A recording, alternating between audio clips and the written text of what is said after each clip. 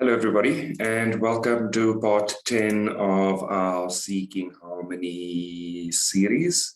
Today, we are going to be delving into the topic of honoring the power of our choice. And I think the topic developed for us as a result of Irene sharing what is actually happening with the French presidential election at the moment. So I feel like it's also been reflected in some other things as we've been going through this conversation, just in terms of honoring our power and the power that that choice holds. And we felt that it was a good place to go to. So, Irene, if you don't mind, I'd like you to just kind of give us a sense of what is happening with the presidential election in France. And just, yeah, your take on it from the perspective of what you see playing out as this election is progressing. So, yeah, please feel free to share with us. Yeah, so basically what is happening is that it's French presidential election period here. And to give you a quick summary of how it works, there are multiple parties. This year there was 11 candidates, I think. And it's a proportional vote, basically, with percentage. And so if someone has 50% of the vote in the first round, there are elected directly as president of the French Republic. But if there's no one having 50%, the two first people are finalists for a second round where they are elected at the majority, basically. And so this year was quite an experience. I think it was kind of tense. A lot of people were upset because the traditional, I'd say left and right parties have no power anymore. I'd say it's been that way for a few years, but it was really, it really showed this year because they had very poor result. One had 2% of a vote, one had 5, less than 5. And there was a lot of far-right movements that were created and that got way better results than that. A few far-left movements as well. And they're in basically the podium. So the podium is Macron, Emmanuel Macron, which is the current president of France, being campaigned to be re-elected for another 5 years. And there's the historical far-right movement with Marine Le Pen. And there's the far-left movement that seems a little less extremist and radical than other far-left movement, but still far-left movement with Jean-Luc Mélenchon, basically. And so Macron and Le Pen are going to the second round right now. And what I feel is majority of the French people voted for parties that are not traditional parties because they want change and they want, I guess, progress. And there is also these people are really good talkers. They do really good speech. So I think there is an attraction to them because they offer something that is different than what we knew before. And a lot of people are upset with Macron because they say that many voted for him to kind of do a barrier against the far-right movements rising. But I think it's true in part. But I also think like the people that are upset in the political class right now should not belittle the power of the people and the intellect of the people in their choice. Macron, I think what was different in his campaign and program was that he had very precise points, a fact-based campaign. And I think a lot of people are seeking that, like a lot of facts and less ideology, less, nationalism and trying to mass assemble people under values, under emotions. Like I think people are seeking a lot more fact-based information than what we think. And so, and maybe that's why it was in the first place. At least that's my take on it. And I think he represented a certain stability in that sense. And of course, like he has like some faults, not just qualities, but I'm hopeful that the people know that there is like the parliament election like a few months after, and that my take on it is that people would choose peace, and interested in peace, elect a stable president and elect a parliament that would support him where there are weaknesses. That's my take on it. I think a lot of people don't think that, but if you really look at the core of these elections, like you can really see what the people really want and the choice that they made. And I think that's why we're having this discussion today, because like there is power here. Like it's not a desperate election trying to just to do a barrier against far-right movements. Like there is power in the people choosing as they did on Sunday. So yeah, that's basically my take on it. It's a lot, but I think because of really like peculiar way the elections are in France, it really highlights something that we see all over the world, with like a lot of underdog movements and parties rising, maybe all the way to government, and how the people are changing and how their choice of government is changing with them. So I actually wanted to ask you a question as you were talking about it, in terms of the fact that he's already been your president for one term. So you said that was 5 years, right? Yeah, it's 5 years.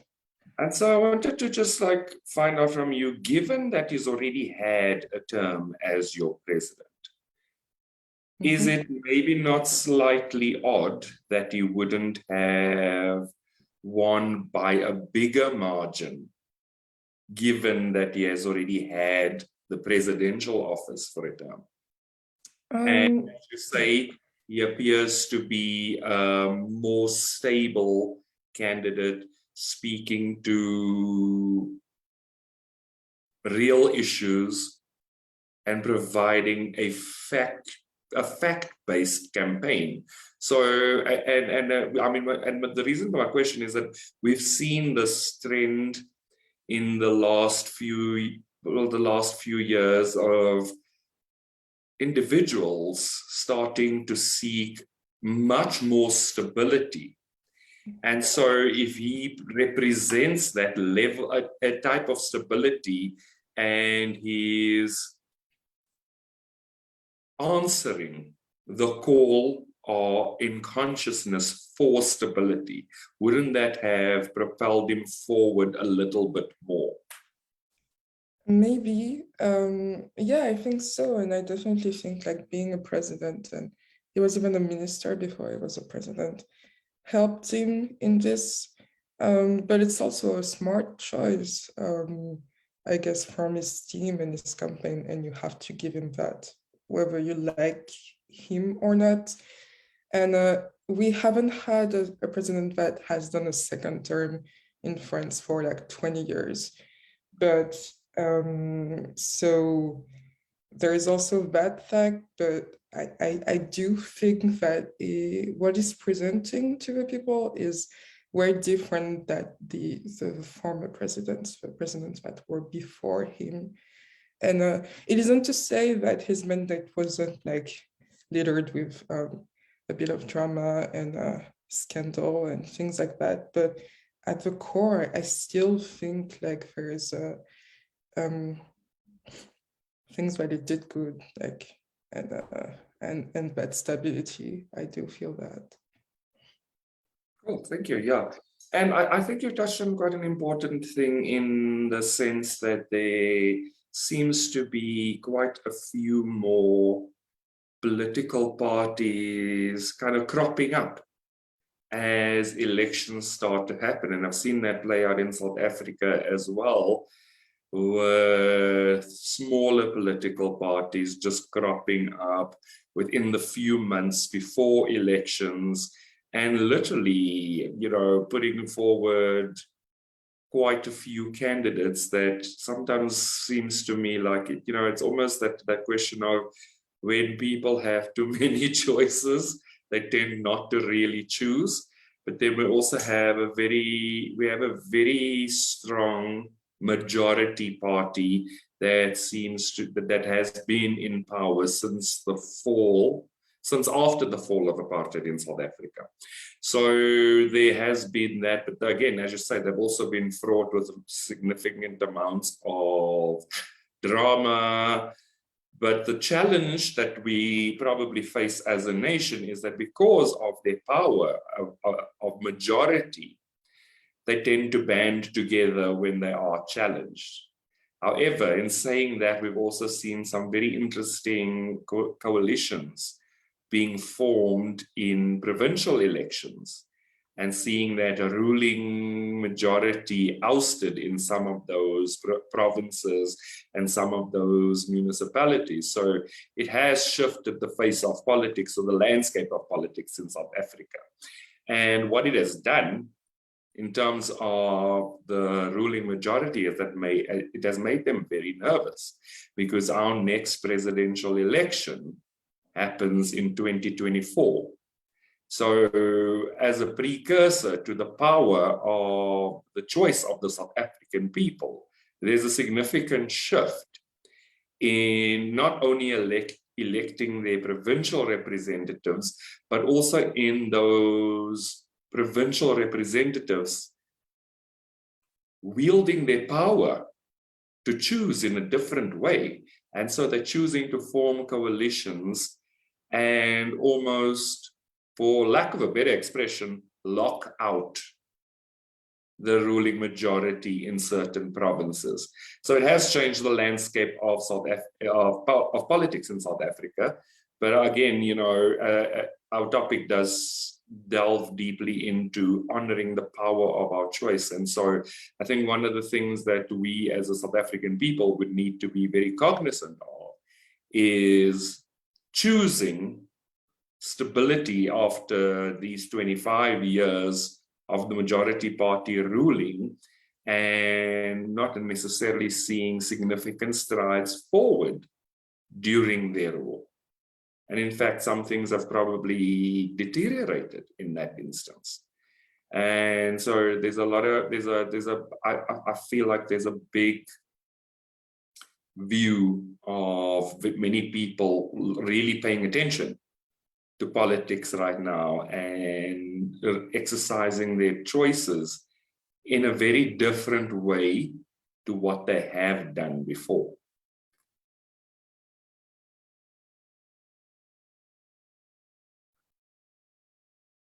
And also, as far as I know, the US is also going to have their presidential election in 2024, right? I think so. And I think we touched on this topic before in terms of, and I'm not sure if we touched on it in terms of this conversation, but we have definitely touched on it in our chat in Discord, in just trying to understand what that new presidential ticket will look like, given that there are quite strong candidates in the making in the party that the current president is part of. So yeah, I think it's very important for us to understand and delve into what that power of choice is in the political landscape. And I think we quite powerfully understand it from a personal perspective. And we have seen how the power of our choices and the power to choose has shifted our lives in a very fundamental way. So yeah, it's just kind of bringing those two pieces together and realizing as we pay attention to this call in consciousness for stability, we're also probably going to see significant shifts in how people choose to vote and how they honor the power that they have to vote for the candidates or for the delivery that they are looking for. Because I think one of the things that probably stands out to me is that political parties should be serving their constituencies. And so there's been significant awareness created through COVID to say, well, what is actually happening in our country? What's happening to our people? What's happening to us? And are we choosing to continue living in this way, or do we want something else? And if we want something else, how willing are we to stand up for it and exercise our choice and exercise the power of our choice in order to shift our reality?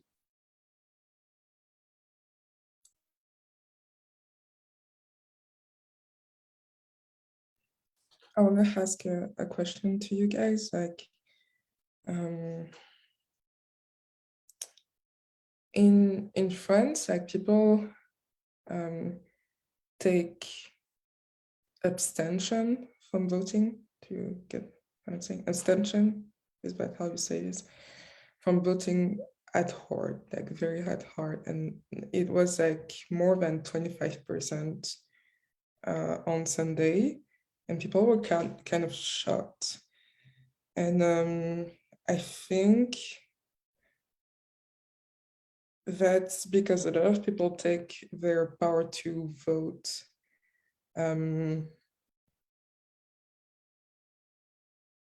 very at heart, like they know they have a power in their government. And because like a lot of forward movements were rising, I think a lot of people didn't go to vote because they didn't see like any candidate that would probably win, that represented their choice. So it was also a choice not to vote.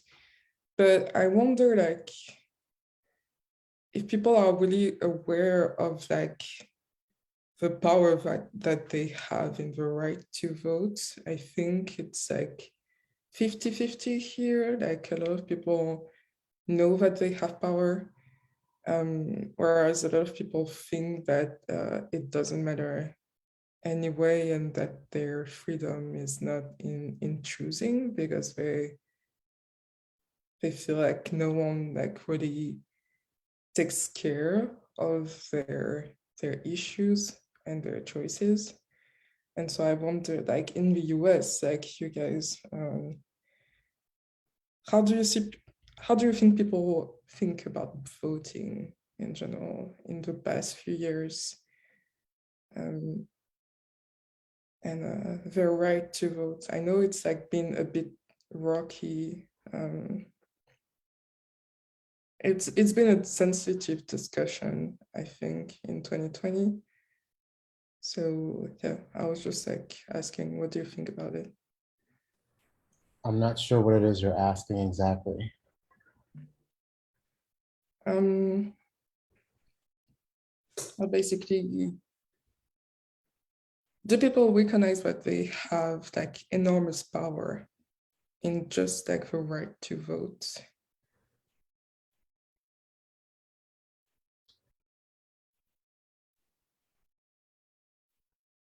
You're asking like generally? Is that what you're saying? Yeah, it's a very like it could be a very feeling based thing, like feel into like the consciousness of your country and to see like I mean, this past election was the election where the most votes have like really skyrocketed the number of votes. So I can't say if, you know, voting is a sensitive issue. I can't really say that and stand by it because I can't give a definitive answer on that.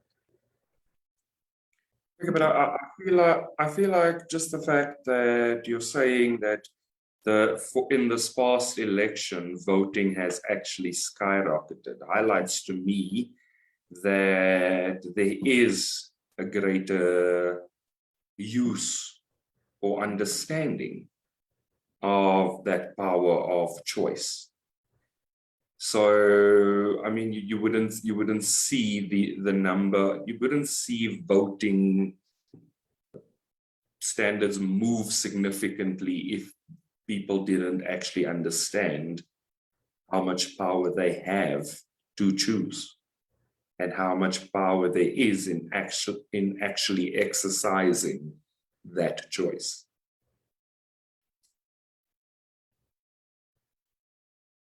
I guess.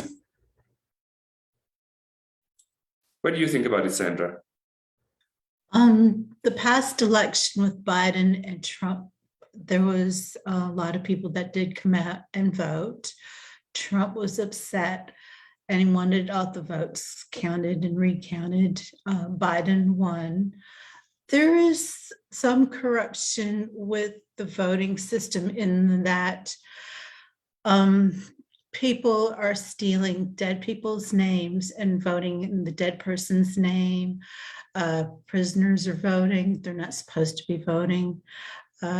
Just weird stuff. And you know what I think we should do in this country is try to clean it up and make one vote per person matter. Some people in different states have to bring their IDs to vote. Some people like that idea. Other people don't like that idea. I personally think we should have IDs when we go voting because to clean up the stuff, the corrupt stuff that's been happening. Yeah, this past election, a lot of people did come out for the Biden-Trump election. I don't know if we're going to have that again in the next election. Is too early to tell. That's my take on it so far. Also, this was the first year that we did mail-in ballots because of COVID.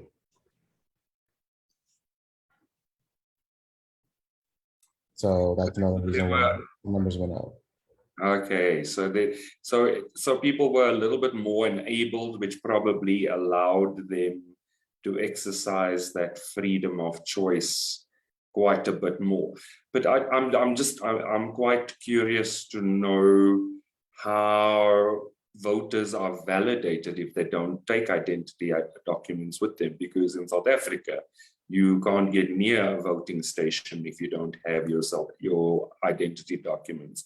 And in fact, you even have to register in the few months before the actual voting days take place in order for your name to be on a voting register in the first place.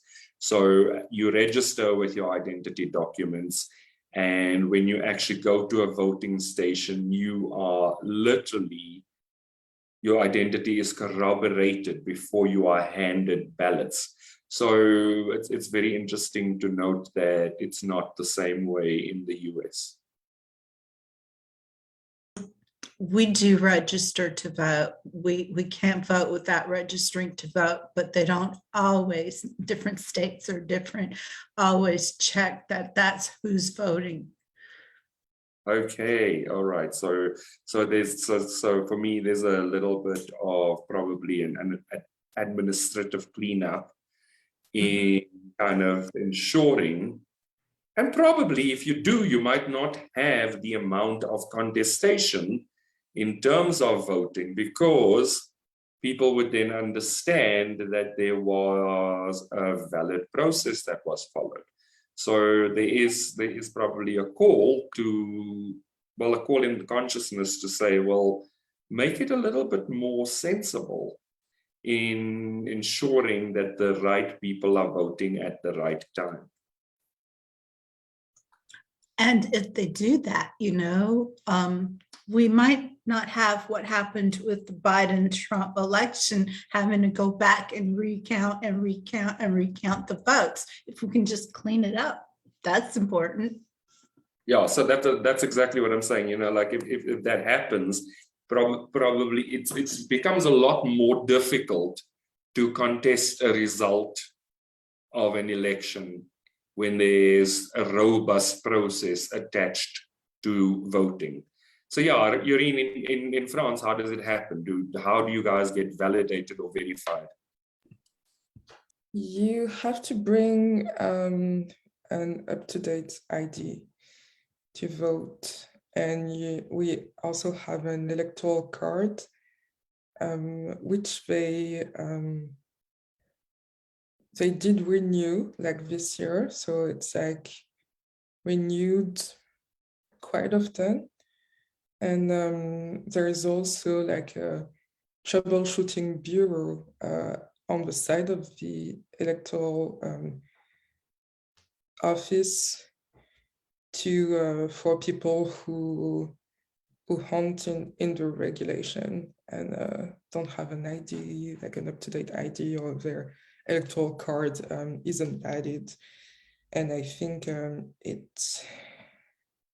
it removes a lot of like, because these are done like about like 2 to 3 months before the election, I think it removes a bit of stress. Like, and presidents do handle that a bit differently depending on their like priorities and temperament. But I think like this one was pretty clean, especially because like during our 2020 like regional election, it got a bit messy, obviously, because we had a pandemic and it was difficult and things like that. So I think people wanted to make sure that the presidential election was as smooth as it could be. So yeah, maybe there's a bit like, I know Trump called out to recount the votes. Maybe it was presenting like a healing there. So it's like there's a place where there could be loopholes, and ego would like try to exploit loopholes, and that would translate in a form of corruption or questioning the validity of a vote, whatever it is. So probably something to clean up in countries, maybe. I'm gonna have to disagree with that because he was trying his best to make sure he won the election, but he didn't win at all. Yeah, but I'm trying like his things. Like I know he was trying to win, but it was like, even though he was wrong, he was presenting something to consciousness. Oh yeah, he was presenting the corruption in the Yeah. political system. Yeah. Yeah, basically. So there's something to heal. It's like I guess it's like taking advantage of everything that is presented to heal and have an airtight system, which is probably what like the country is heading to. So there is like good that came out of this scandal, basically. Yeah, I have to agree with you. I think sometimes we look a lot on the surface and the intent, but we also sometimes tend to forget that going slightly deeper does give us the opportunity to say, well, what is this really showing us? And what is it presenting to us in terms of an opportunity to heal, which is really what you were speaking about. And I think just, if we look at this, like this incidents, the majority, the incidences that happen around elections, with all these little parties springing up and kind of drawing attention to candidates that, for lack of a better expression, it's just like, candidates that I wouldn't even put in as a municipal mayor, never mind the president of a country. It just kind of brings back the sense that we have to be very clear about the country that we want to live in. And then we need to choose very specifically in terms of getting as close to that as possible. And I mean, it's played out for all of us in our lives. You have to be very clear about the choice. And once you're clear about the choice, that's not the end of it. That is literally the beginning of it. You are clear about the choice. You constantly need to reaffirm the choice, because that is really just how we entrench the choice. But then there's the next piece of actually taking the action steps as they present themselves. So from an elections point of view, we now take that magnifying glass and not zero in on a certain instance, but actually flip it around and zero in on a country. We kind of have to go, well, this is the choice. I want to live in this kind of reality. In this reality, the system looks like this. What power do I have to influence the system? And then exercise the choice through acting by voting. It's literally for me the instance of hope is not a method. Like you can't hope that the dishes in your sink are going to get cleaned. You actually either have to put them in a dishwasher, wash them yourself, or have somebody else wash them. But there is an action step. And I know it's a very basic example, but it kind of demonstrates the point of the choice is always followed by an action. And so it's very incumbent on us to be very clear about our choice. But then we also need to take the action steps and honor that choice through our actions.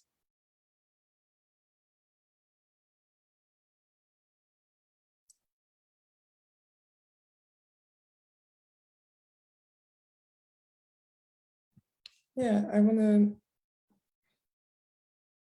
I had a discussion with one of my best friends about like how it's sad that people would elect a candidate that, as you said, I wouldn't even put as a mayor of a little town. And she said that because they have such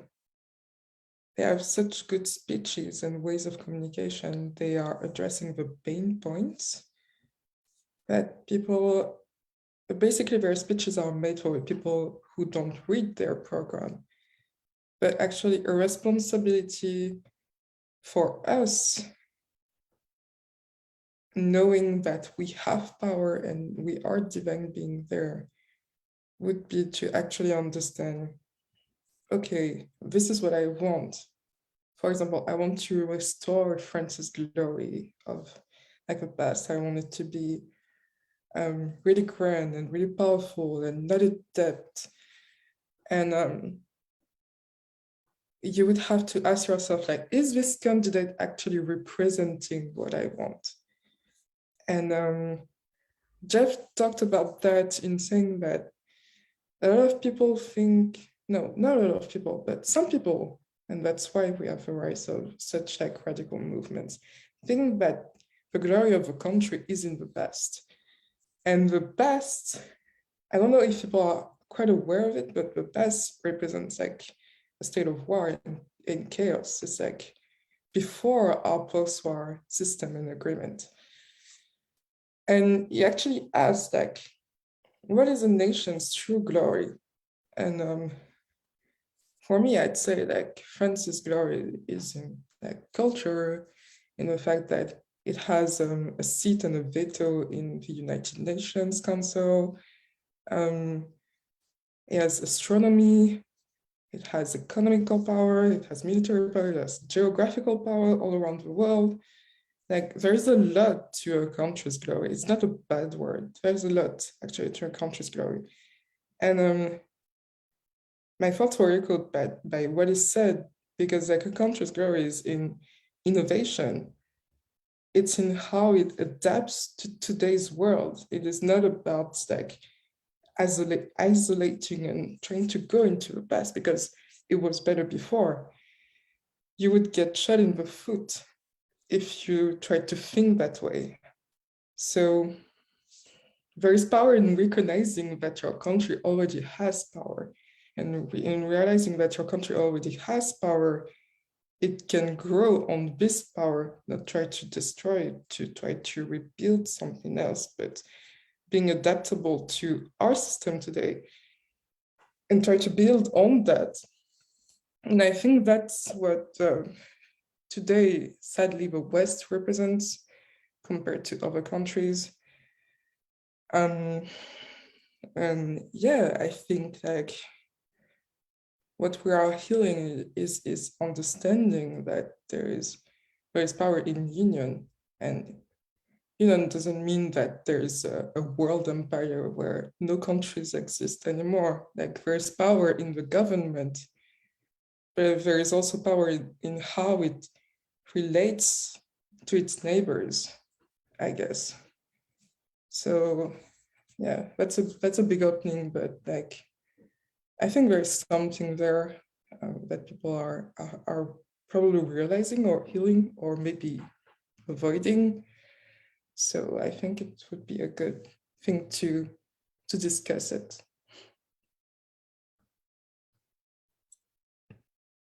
Yeah, I feel like you've touched on a significant point in looking at the glory and the power of a nation and the power of innovation at a global level. And one of the things that, as individuals, there's no point in our lives where, well, I would hope, and I can only speak for myself and for the people that I've interacted with within this community and within the social circles that I travel in, that there are very few people that do not want progression. There's a big call for stability. There's a big call for progression. There's a big call for healing our planet, for healing our consciousness. And so I feel like that energy of innovation speaks to that great call for progression in terms of healing ourselves, healing each other, healing the world energy. And one of the things that stands out for me is where people tend to try to progress at the expense of other people. And I've never seen it work out well for them in the long term. In the short term, there's a very short-sighted gain, but there is a gain. But in the long term, that gain definitely resolves into a loss. And you can see it when nations start to lose their bargaining power, and nations start to lose their economic relationships, and nations start to be less and less sought after as trade partners and that kind of stuff. And I mean, even just from a friendship point of view, if if I were to have a friend that was trying to gain at my expense, it wouldn't be long before there would be a boundary in that place. It wouldn't be long before that friendship may not even exist any longer. And so, yeah, I agree with you that even though, and for me, the perspective is that even though certain friendships have existed for so long, or certain relationships have existed for so long, if there is perceived progress at the expense of other people, it shifts. It shifts the relationship, it shifts the progression, it shifts the rate at which people and nations start to interact with each other.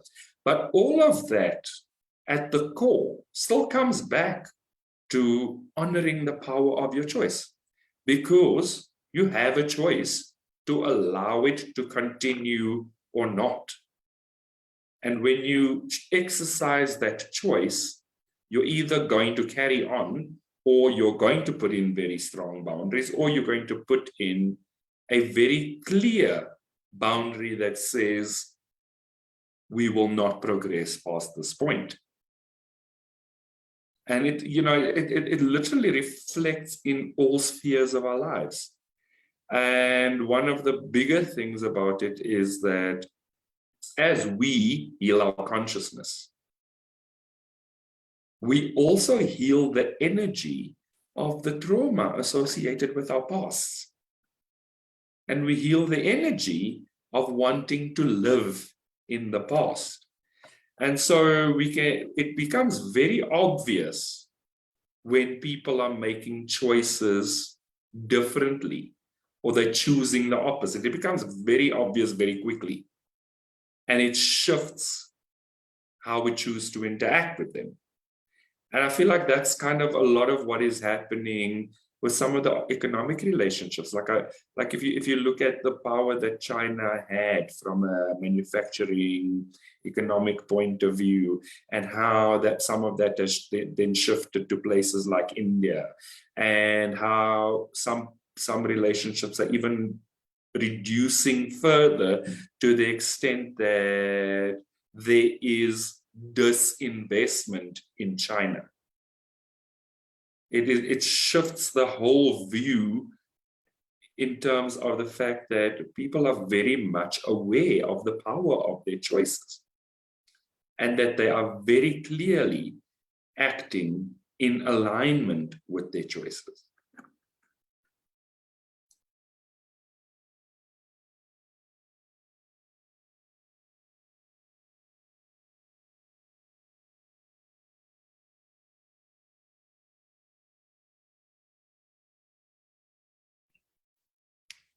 I think there's a big understanding to be had, and a humbling realization in knowing that your leader represents what you are choosing as a nation. And not trying to separate their faults or wrongdoing from you, even though you didn't do it yourself. But like realizing that it's a healing tool, and that it could be an empowering thing in being really invested in your government and politics. Whether you agree with your leader or not. And that's the challenge. I think that's why people were so upset here. Like maybe they're realizing that you can't, or not realizing that you can't get around the challenge of healing your country as you are part of it. And that there's a responsibility to change with the planet and the system that you are in. And the more people realize that, like the less resistance there will be to political change, and some political leaders or certain choices And actually, the more we will attract like leaders that are aligned with peace and union, and trying to save the planet, to value climate change and things like that. And I think Macron, I would say, values a lot of work and moving forward very quickly and innovation. And there's a lot of pain points about that in France. And I think maybe that's why people are upset. And I know that people want change, but they want easy change.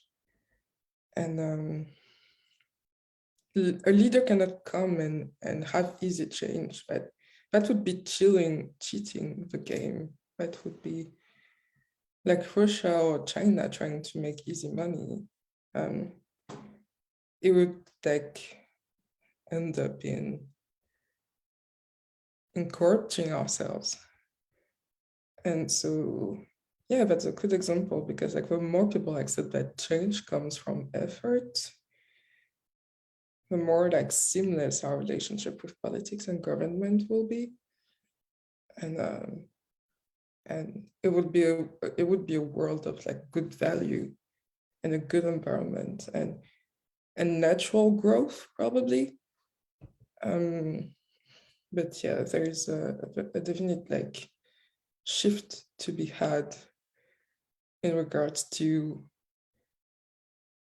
being part of a change, being part of a government in a spiritual way, because like there is a spiritual component in this that we tend to forget.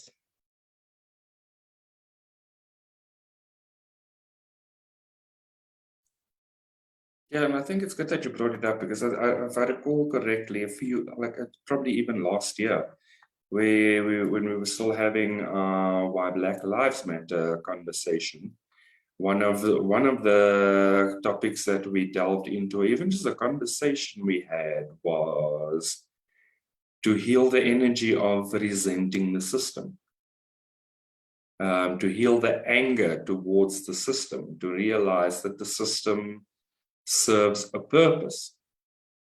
And so I just, I feel like all the, again, it just, it comes back to that all of these things do serve a purpose, but it is on us to understand it at a deeper level. We can't live in a world that we ignore, because then other people will be making choices and exercising their rights.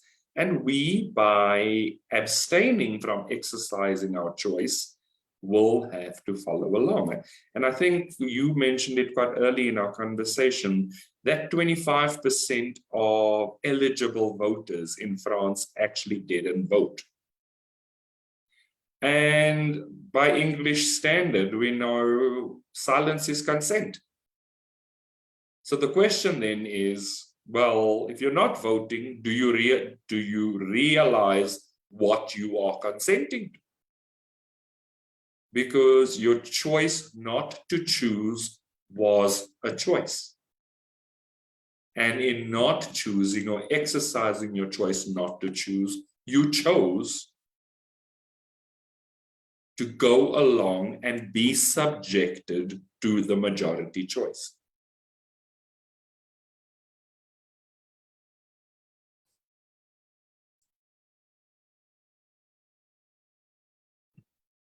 Yeah, you can't really get out of you can really get out of the system in that way. And I think a lot of people didn't vote or voted new, like it's like saying like you choose no candidate. There is like a really big thing about that in France, and I think some people think there is like a power in the silence. It's like making your protest seen and heard, but it also comes at the detriment of having and choosing a healthy government. It's actually a relinquishing of your power to other people. And I think if people knew that, or realized that they had this power to begin with, like it wouldn't be that way. We have a system that was made so that the people have a power no matter what, even though an election is like every 4 years or every 5 years. And like the more people are aware of that, like the more they will see that there is so many things to be done every day for their nation and for their change. So yeah. It's pretty cool that a lot of our healing is about power, because then it makes you think about the power that you already have in your nation, and it makes you love it more, even either by disciplining it or agreeing with it. So it's pretty cool that we have that in our inner work and our healing journeys.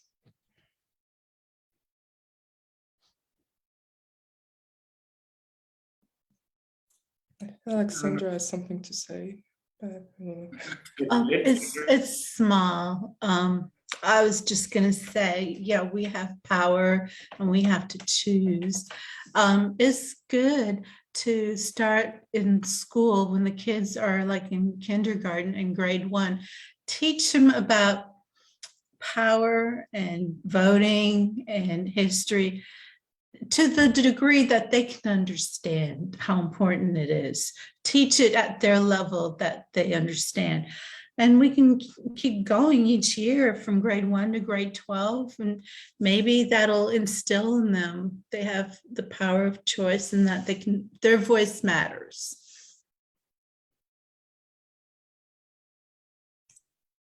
Yeah, I think you've touched on something quite important in saying that their voice matters. And so, just teaching people that their voice matters is one thing, but then they need to understand that where they choose not to use their voice, they are literally silencing themselves. And so, it always, the majority of it always comes back to, in fact, if not everything, not the majority, everything always comes back to the individual. It literally comes back to the individual, and you kind of need to sit with it and understand why you're choosing not to exercise your power, why you're choosing not to use your voice. And something that always stands out for me is that there comes a point where if you don't use your power and if you don't use your voice, you stop being asked. And I've seen it countless times. And I've seen it countless times in corporate environments as well. You can't walk into a situation and say, there's a challenge here, and not have even the slightest thought of what a potential solution is. Because if I'm permanently solving your problem, then I don't really need you. If I'm permanently solving your problem, why am I paying you a salary? Then I might as well do the job myself. And I have actually said that to people in those many words, for the reason that we all have a part to play. And if I'm playing your part as well as my part, I'm not actually really playing my part. I'm kind of being distracted from the role that I need to fulfill. And I'm not sure if any of you have ever experienced that kind of thing where the more people remain silent, the less opportunity they are actually given to talk in the first place.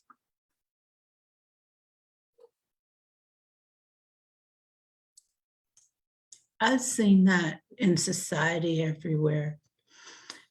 People who don't want to do anything, they're going to be asked, like you said. I've seen it. It's all on you whether you want to get involved in helping make something happen or not.